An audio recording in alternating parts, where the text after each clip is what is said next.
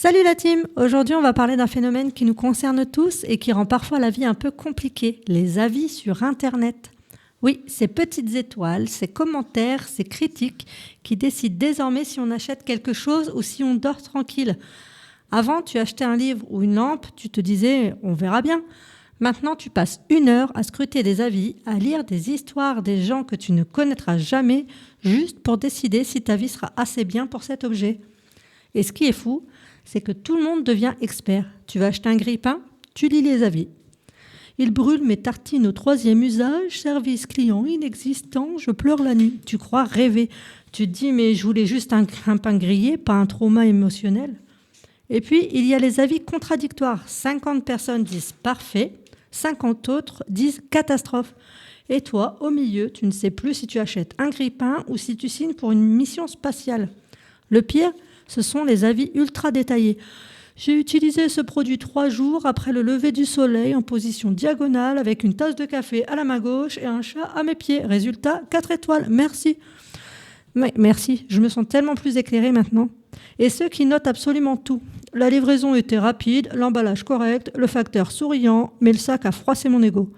Ok, je comprends mieux, ça m'aide beaucoup pour ma décision d'achat. Et il y a ce phénomène magique, les avis passionnels, ceux qui transforment un simple produit en quête existentielle. Ce livre m'a changé la vie, je suis désormais une meilleure personne, j'ai trouvé mes parents et j'ai pleuré 2 fois. Tu voulais juste savoir si l'histoire était intéressante, pas refaire ta thérapie familiale. Et les réponses des entreprises, c'est un spectacle à part entière. Elles essaient d'être super polies, super professionnelles. Bonjour madame, nous sommes navrés que vous ayez vécu cette expérience. Veuillez accepter nos sincères excuses. Et toi, tu te dis, oui, mais le grille-pain, va-t-il griller ma tartine? Parce que c'est ça au final qu'on veut savoir.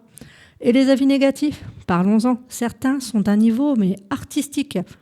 Je donne 1 étoile parce que ma vie est triste. Ah, d'accord, merci pour la précision. Je vais l'ajouter à mon jugement global sur la boulangerie. Et ce qui est fou, c'est que malgré tous les avis, on lit toujours. On compare, on hésite parce qu'au fond, on veut bien faire. On veut acheter en confiance. Mais on finit par perdre du temps, de l'énergie et parfois le sommeil. Alors voilà la team.